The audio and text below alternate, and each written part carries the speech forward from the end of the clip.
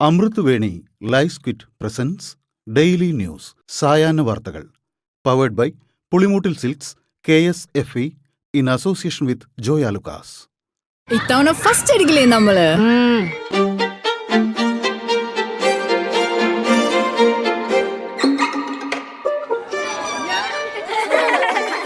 കുട്ടികൾക്കൊക്കെ പെയിൻ ശല്യം ഉണ്ടാകും. അതുകൊണ്ട് ലൈസ് കിറ്റ് ഉപയോഗിച്ച് ക്ലാസ്സിൽ വരാൻ പ്രത്യേക ശ്രദ്ധിക്കണം. ലൈസ് കിറ്റ് ലൈസ് റിമൂവർ പെയിൻ ശല്യത്തിൽ നിന്നും ഉടനടി ആശ്വാസം. നമസ്കാരം, ഞാൻ നീതു കൃഷ്ണ. ഡെയിലി ന്യൂസിന്റെ സായാഹ്ന വാർത്തകളിലേക്ക് സ്വാഗതം. ഇന്ന് ഡിസംബർ 12 വെള്ളിയാഴ്ച. ലോക ഫുട്ബോൾ ഇതിഹാസം ലയണൽ മെസ്സി നാളെ ഇന്ത്യയിലെത്തും. 4 നഗരങ്ങളിൽ 3 ദിവസം വിവിധ പരിപാടികളിൽ മെസ്സി പങ്കെടുക്കും. ത്രിദിന ഇന്ത്യ സന്ദർശനത്തിനായി നാളെ പുലർച്ചെ 1:30 കൊൽക്കത്തയിലെത്തുന്ന മെസ്സി വിവിധ പരിപാടികൾക്കു ശേഷം നാളെ ഉച്ചതിരിഞ്ഞ് ഹൈദരാബാദിലേക്ക് തിരിക്കും. അവിടെ മുഖ്യമന്ത്രി രേവന്ത് റെഡ്ഡി ഉൾപ്പെടെയുള്ളവർക്കൊപ്പം ചില പരിപാടികളിൽ പങ്കെടുത്ത ശേഷം ഞായറാഴ്ച ഉച്ചയോടെ മുംബൈയിലെത്തും. തിങ്കളാഴ്ച ഉച്ചയ്ക്ക് ഡൽഹിയിലെത്തി പ്രധാനമന്ത്രി നരേന്ദ്രമോദിക്കൊപ്പം ചടങ്ങിൽ പങ്കെടുത്ത ശേഷം മടങ്ങും. ത്രിദിന സന്ദർശനത്തിനായി ഇന്ത്യയിലെത്തുന്ന മെസ്സിയെ കാണാനും കൂടെ നിന്ന് ഫോട്ടോ എടുക്കാനും ആരാധകർക്ക് അവസരം. എന്നാൽ ഇതിനായി 10 ലക്ഷം രൂപ മുടക്കണമെന്നാണ് റിപ്പോർട്ടുകൾ. 10 ലക്ഷത്തിന്റെ പ്രീമിയം ടിക്കറ്റ് എടുത്താൽ ആരാധകർക്ക് മെസ്സിയെ കണ്ട് കൈകൊടുക്കുകയും കൂടെ നിന്ന് ഫോട്ടോ എടുക്കുകയും ചെയ്യാം. എന്നാൽ 100 പേർക്ക് മാത്രമേ ഈ അവസരമുള്ളൂ. ഇപ്പോഴത്തെ ക്ലബ്ബായ ഇന്റർ മയാമിയിലെ സഹതാരങ്ങളായ Luis Suarez, Rodrigo De Paul എന്നിവയും കൂടെയുണ്ടാകുമെന്നാണ് വിവരം. മുനമ്പം വഖഫ് ഭൂമി അല്ലെന്ന ഹൈക്കോടതി ഉത്തരവ് സുപ്രീം കോടതി സ്റ്റേ ചെയ്തു. മുനമ്പം കമ്മീഷന്റെ പ്രവർത്തനം തുടരാമെന്നും അന്വേഷണ കമ്മീഷന് നടപടികളുമായി മുന്നോട്ടു പോകാമെന്നും സുപ്രീം കോടതി ഉത്തരവിട്ടു. ഹൈക്കോടതി ഉത്തരവ് തടയണമെന്ന വഖഫ് സംരക്ഷണ വേദി നൽകിയ അപ്പീലിലാണ് കോടതിയുടെ നടപടി. സംസ്ഥാന സർക്കാർ അടക്കം എതിർകക്ഷികൾക്ക് കോടതി നോട്ടീസ് നൽകി. ജനുവരി 27 കേസ് വീണ്ടും പരിഗണിക്കും. നടി ആക്രമിക്കപ്പെട്ട കേസിന്റെ കോടതി നടപടികളെക്കുറിച്ച് വളച്ചൊടിച്ചുള്ള വാർത്തകൾ പ്രസിദ്ധീകരിക്കുന്നതിനെതിരെ എറണാകുളം ജില്ലാ പ്രിൻസിപ്പൽ സെഷൻസ് കോടതി ജഡ്ജി ഹണി എം വർഗീസ് മാധ്യമങ്ങൾക്കും അഭിഭാഷകർക്കും മുന്നറിയിപ്പ് നൽകി. കോടതിയെ മോശമായി ചിത്രീകരിക്കുന്നത് കോടതി അലക്ഷ്യ നടപടികൾക്ക് കാരണമാകുമെന്ന് ജഡ്ജി വ്യക്തമാക്കി. തന്നെക്കുറിച്ച് വ്യക്തിപരമായി വരുന്ന ലേഖനങ്ങളിൽ തനിക്ക് പ്രശ്നമല്ല. എന്നാൽ കോടതി നടപടികളെ വളച്ചൊടിച്ചുള്ള റിപ്പോർട്ടിംഗുകൾ ഗൗരവമായി കൈകാര്യം ചെയ്യുമെന്നും ജഡ്ജി പറഞ്ഞു.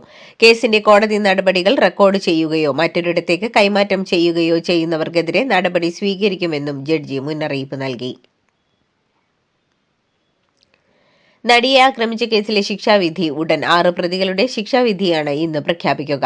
11:30യോടെയാണ് 6 പ്രതികളെയും കോടതിയിലെത്തിച്ചത്. വീട്ടിൽ അമ്മ മാത്രമേയുള്ളൂ. അമ്മയുടെ സംരക്ഷണ ചുമതല തനിക്കാണെന്ന് 1-ാം പ്രതി പൾസർ സുനി എന്ന സുനിൽകുമാർ കോടതിയെ അറിയിച്ചു. 2-ാം പ്രതി മാർട്ടിൻ താനൊരു തെറ്റും ചെയ്തിട്ടില്ലെന്ന് ആവർത്തിച്ചു. 3-ാം പ്രതി മണികണ്ഠൻ കോടതിയെ അറിയിച്ചത് മനസ്സറിഞ്ഞ് ഒരു തെറ്റും ചെയ്തിട്ടില്ലെന്നാണ്. കുടുംബ പശ്ചാത്തലം പറഞ്ഞ് തനിക്ക് കുറഞ്ഞ ശിക്ഷ നൽകണമെന്നാണ് 4-ാം പ്രതി വിജീഷ് കോടതിക്ക് മുന്നിൽ പറഞ്ഞത്. കേസിലെ 5-ാം പ്രതി വടിവാൾ സലീമും പറഞ്ഞത് താൻ കുറ്റം ചെയ്തിട്ടില്ലെന്നാണ്. 6-ാം പ്രതി പ്രദീപ് കരഞ്ഞുകൊണ്ടാണ് കോടതിയിൽ സംസാരിച്ചത്. പ്രതികളോട് സംസാരിച്ചതിനു ശേഷം പങ്കാളിത്തം അനുസരിച്ചല്ലേ ശിക്ഷ വേണ്ടത് എന്നായിരുന്നു കോടതിയുടെ ചോദ്യം. തനിക്കെതിരെ രൂക്ഷമായ സൈബർ ആക്രമണം നടക്കുന്നുവെന്ന് നടി ആക്രമിക്കപ്പെട്ട കേസിലെ അതിജീവിതയുടെ അഭിഭാഷക TB മിനി. വ്യക്തി അധിക്ഷേപവും നുണ പ്രചരിപ്പിക്കലും ഉണ്ടാകുന്നുവെന്നും അഭിഭാഷക മാധ്യമങ്ങളോട് വ്യക്തമാക്കി. വക്കാലത്ത് അവസാനിച്ച ശേഷം കൂടുതൽ കാര്യങ്ങൾ പറയാനുണ്ടെന്നും TB മിനി വ്യക്തമാക്കി. പച്ചക്കള്ളം പറഞ്ഞുള്ള സൈബർ അധിക്ഷേപമാണ് നടക്കുന്നതെന്നും അഭിഭാഷക കൂട്ടിച്ചേർത്തു. നടിയെ ആക്രമിച്ച കേസിലെ പ്രതികൾക്ക് പരമാവധി ശിക്ഷയായ ജീവപര്യന്തം ലഭിക്കണമെന്ന് special public prosecutor V Ajaykumar. 8-ാം പ്രതിയായ ദിലീപിനെതിരെയും ശക്തമായ തെളിവുകൾ ഹാജരാക്കിയെന്നാണ് വിശ്വസിക്കുന്നത്. 8-ാം പ്രതി കുറ്റവിമുക്തനാക്കപ്പെട്ടത് എന്തുകൊണ്ടാണെന്ന് വിധിന്യായം പരിശോധിച്ച ശേഷം മനസ്സിലാകും. വിധിന്യായം കാണാതെ പ്രോസിക്യൂഷൻ പരാജയപ്പെട്ടെന്ന് പറയുന്നവരോട് സഹതപിക്കാൻ മാത്രമേ കഴിയൂവെന്നും കൂട്ടിച്ചേർത്തു.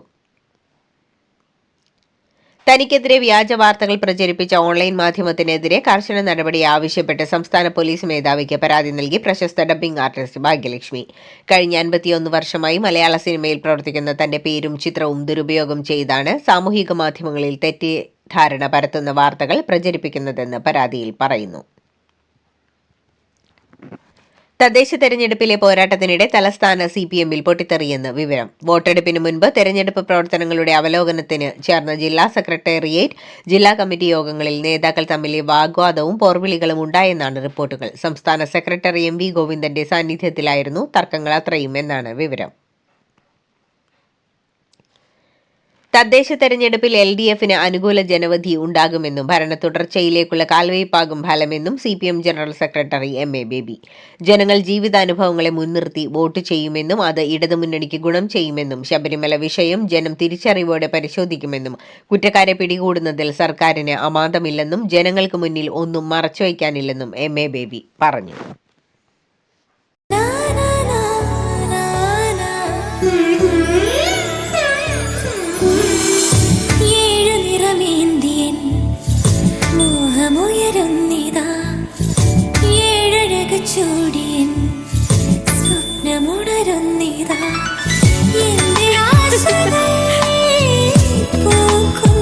പട്ടിന്റെ കയ്യൊപ്പ് സിൻസ് 1924 പുളിമൂട്ടിൽ സിൽക്സ്. സ്ത്രീലമ്പടൻ പ്രസ്താവനയിൽ മുഖ്യമന്ത്രിക്കെതിരെ വീണ്ടും AICC general secretary KC Venugopal. കോൺഗ്രസിനെതിരായ സ്ത്രീലമ്പടൻ പ്രസ്താവനയിലൂടെ മുഖ്യമന്ത്രി സ്വയം പ്രതിരോധത്തിലാവുകയാണ് ചെയ്തതെന്ന് KC വേണുഗോപാൽ ചൂണ്ടിക്കാട്ടി. മുഖ്യമന്ത്രിയുടെ മുഖം വികൃതമായി. ആരാണ് ഈ ഉപദേശങ്ങൾ നൽകുന്നത്? മുഖ്യമന്ത്രി ആക്രമിച്ചാൽ കോൺഗ്രസ് ഭയക്കില്ല. CPMനെ കുറിച്ചും വിലയിരുത്താനുള്ള ഒന്നായി മുഖ്യമന്ത്രിയുടെ പ്രസ്താവന മാറി. രാഹുൽ വിഷയത്തിൽ കോൺഗ്രസിന്റെ നിലപാട് ക്ലിയറാണെന്നും അദ്ദേഹം പറഞ്ഞു. ശബരിമല സ്വർണ്ണക്കൊള്ള കേസിൽ 1-ാം പ്രതി ഉണ്ണികൃഷ്ണൻ പോറ്റി കൊല്ലം വിജിലൻസ് കോടതിയിൽ ജാമ്യാപേക്ഷ നൽകി. ഡിസംബർ 18-ന് ജാമ്യഹർജി പരിഗണിക്കുമെന്ന് കോടതി അറിയിച്ചു. ആദ്യമായിട്ടാണ് ഉണ്ണികൃഷ്ണൻ പോറ്റി ജാമ്യാപേക്ഷ നൽകുന്നത്. കേസിൽ അറസ്റ്റിലായ മറ്റ് പ്രതികൾ ജാമ്യാപേക്ഷയുമായി കോടതിയെ സമീപിച്ചെങ്കിലും അപ്പോഴൊന്നും ഉണ്ണികൃഷ്ണൻ പോറ്റി ജാമ്യാപേക്ഷ നൽകിയിരുന്നില്ല.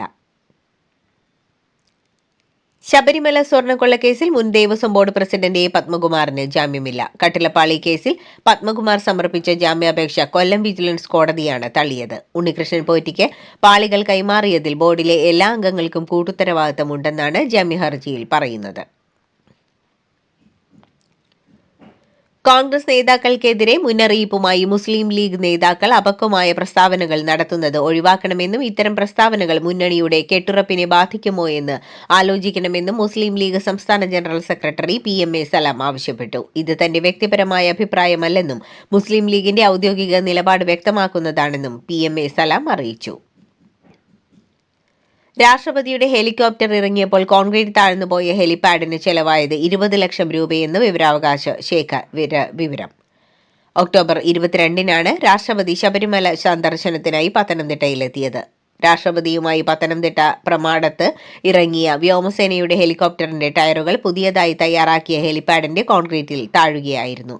രാഷ്ട്രപതി ഇറങ്ങിയ ശേഷം പോലീസും അഗ്നിരക്ഷാസേന അംഗങ്ങളും ചേർന്ന് കോപ്റ്റർ തള്ളിമാറ്റുകയായിരുന്നു. രാഹുൽ മാങ്കൂട്ടത്തിലിനെതിരെ തിരുവനന്തപുരം സിറ്റി കമ്മീഷണർ അന്വേഷിച്ചിരുന്ന ആദ്യ ബലാത്സംഗ കേസ് ക്രൈംബ്രാഞ്ചിന് കൈമാറി. SP പൂങ്കുഴലിയുടെ നേതൃത്വത്തിലുള്ള പ്രത്യേക സംഘമാണ് കേസ് അന്വേഷിക്കുക. കൊല്ലം ക്രൈംബ്രാഞ്ച് DYSP ഷാനിയാണ് അന്വേഷണ ഉദ്യോഗസ്ഥ. രാഹുലിനെതിരെയുള്ള 2ാമത്തെ ബലാത്സംഗ കേസിൽ അന്വേഷണ ചുമതലയും SP പൂങ്കുഴലിക്കാണ്. പീഡകരിലും ക്രിമിനലുകളിലും ഇടതെന്നും വലതെന്നും ഒരു വ്യത്യാസവുമില്ലെന്ന് ഡോക്ടർ സൗമ്യ സരിൻ.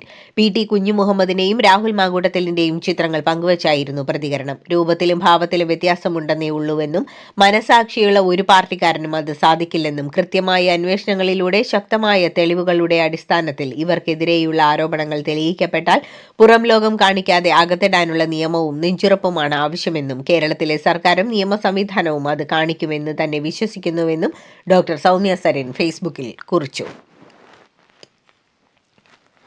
മൂന്നാർ കുണ്ടളയിൽ കടുവ ഇറങ്ങിയെന്ന പേരിൽ നടക്കുന്നത് വ്യാജ പ്രചാരണമെന്ന് വനം വകുപ്പ്. പ്രചരിക്കുന്ന ദൃശ്യങ്ങൾ 4 വർഷം മുമ്പുള്ളതാണെന്നും ഈ ദൃശ്യങ്ങൾ കേരളത്തിൽ നിന്നുള്ളതില്ലെന്നും ഛത്തീസ്ഗഡ് ബീജാപൂരിൽ 2021 ഇറങ്ങിയ കടുവയും കുഞ്ഞുങ്ങളുമാണ് ദൃശ്യങ്ങളിൽ ഉള്ളതെന്നും വനം വകുപ്പ് വിശദീകരിച്ചു. അനാവശ്യമായി ദൃശ്യങ്ങൾ പ്രചരിപ്പിക്കരുതെന്ന് വനം വകുപ്പ് മുന്നറിയിപ്പ് നൽകി. തെരഞ്ഞെടുപ്പിൽ കള്ളവോട്ട് ചെയ്തതിനും ഇരട്ട വോട്ട് ചെയ്യാൻ ശ്രമിച്ചതിനും 2 പേർ കൊണ്ടോട്ടി പോലീസിന്റെ പിടിയിലായി. പുളിക്കൽ ഗ്രാമപഞ്ചായത്തിൽ ഇരട്ട വോട്ടിന് ശ്രമിച്ച യുവതിക്കും മൊറയൂർ ഗ്രാമപഞ്ചായത്തിൽ ആളുമാറി വോട്ട് രേഖപ്പെടുത്തിയ യുവാവിനെതിരെയുമാണ് കേസ്. സ്ഥാനാർത്ഥികളുടെ ബൂത്ത് ഏജന്റുമാരുടെയും തെരഞ്ഞെടുപ്പ് ഉദ്യോഗസ്ഥരുടെയും ഫലപ്രദമായ ഇടപെടലോടെയാണ് സംഭവങ്ങൾ പുറത്തായത്. തദ്ദേശ തെരഞ്ഞെടുപ്പ് പ്രചാരണത്തിന് രാഷ്ട്രീയ പാർട്ടികളുടെ സ്ഥാനാർത്ഥികൾക്കായി പാരഡി പാട്ടുണ്ടാക്കിയതിന് പ്രതിഫലം ലഭിച്ചില്ലെന്ന് ഗായകൻ അൻവർ. തെരഞ്ഞെടുപ്പ് കഴിഞ്ഞിട്ടും പണം ലഭിച്ചില്ലെന്ന് ഗായകൻ പറഞ്ഞു. പണം ലഭിക്കാത്തതിൽ മുന്നറിയിപ്പായി മറ്റൊരു പാരഡി പാട്ടും ഗായകൻ പുറത്തിറക്കി. ആദ്യത്തെ 4 വരിയാണ് ഇപ്പോൾ പുറത്തിറക്കിയിരിക്കുന്നതെന്നും ഇനിയും പണം ലഭിച്ചില്ലെങ്കിൽ പേര് വെളിപ്പെടുത്തി പാട്ടിറക്കുമെന്നും അദ്ദേഹം പറഞ്ഞു. മലയാറ്റൂരിൽ 19 വയസ്സുകാരി ചിത്രപ്രിയയെ ആൺസുഹൃത്ത് അലൻ തലക്കടിച്ചു കൊന്നത് കൃത്യമായ ആസൂത്രണത്തോടെയെന്നും കൊലയ്ക്ക് മുൻപ് ഇരുവർക്കുമിടയിൽ രൂക്ഷമായ തർക്കമുണ്ടായതായും പോലീസ് വ്യക്തമാക്കി. നേരത്തെ മുതലേ ശല്യം ചെയ്ത അലനെ പെൺകുട്ടി അകറ്റി നിർത്തിയിരുന്നതായി ബന്ധുക്കൾ പറഞ്ഞു. അതേസമയം പോലീസ് കണ്ടെത്തലുകളിൽ സംശയമുന്നയിച്ച് കൊല്ലപ്പെട്ട ചിത്രപ്രിയയുടെ ബന്ധു ഇൻസ്റ്റഗ്രാം പോസ്റ്റിട്ടു. പോലീസ് പുറത്തുവിട്ട CCTV ദൃശ്യങ്ങളിൽ ഉള്ളത് ചിത്രപ്രിയയല്ല എന്നാണ് ബന്ധു ശരത്ലാൽ പറയുന്നത്. കൊലപാതകവുമായി ബന്ധപ്പെട്ട് നിരവധി തെറ്റായ കാര്യങ്ങൾ പ്രചരിക്കുന്നു ും പോലീസ് പറഞ്ഞ പല കാര്യങ്ങളിലും കളവുണ്ടെന്നും ശരത്ലാൽ പറയുന്നു.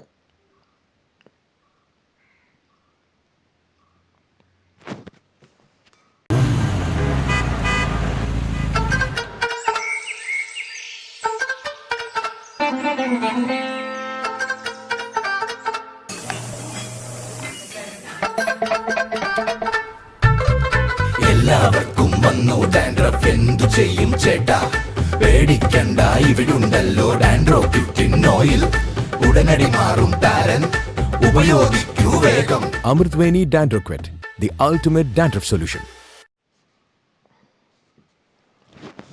കോൺഗ്രസ് പാർട്ടിയിലെ ലോക്സഭാ അംഗങ്ങളുടെ പാർട്ടി യോഗത്തിൽ പങ്കെടുക്കാതെ ശശി തരൂർ. തുടർച്ചയായ 3-ാം തവണയാണ് തരൂർ യോഗത്തിൽ നിന്ന് വിട്ടുനിൽക്കുന്നത്.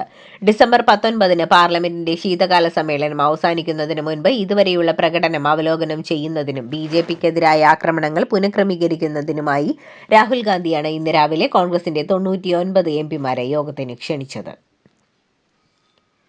തമിഴ്നാട് കേഡർ IAS ഓഫീസറായ സുപ്രിയ സാഹുവിന് 2025 യുണൈറ്റഡ് നേഷൻസിന്റെ പരമോന്നത പരിസ്ഥിതി ബഹുമതിയായ ചാമ്പ്യൻസ് ഓഫ് ദ എർത്ത് പുരസ്കാരം ലഭിച്ചു.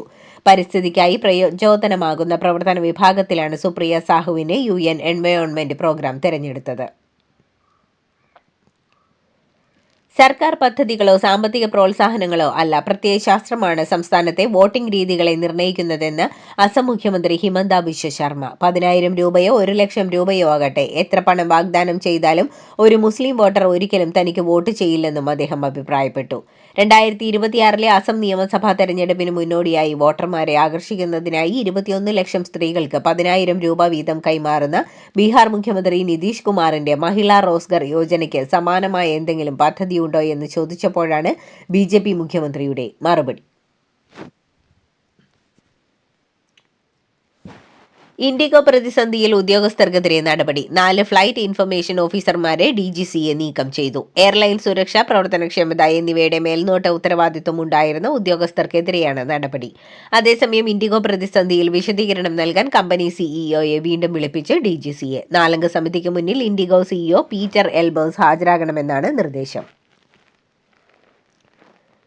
മദ്യപിച്ച് സൈക്കിൾ ഓടിച്ചതിന് പിന്നാലെ ജപ്പാനിൽ ഏകദേശം 900 പേരുടെ കാർ ഡ്രൈവിംഗ് ലൈസൻസ് റദ്ദാക്കി. കാർ ഓടിക്കുമ്പോൾ ഇവർ അപകടം വരുത്താനുള്ള സാധ്യതയുണ്ടെന്ന് കാണിച്ചാണ് ഇവരുടെ ലൈസൻസ് റദ്ദു ചെയ്തിരിക്കുന്നത്.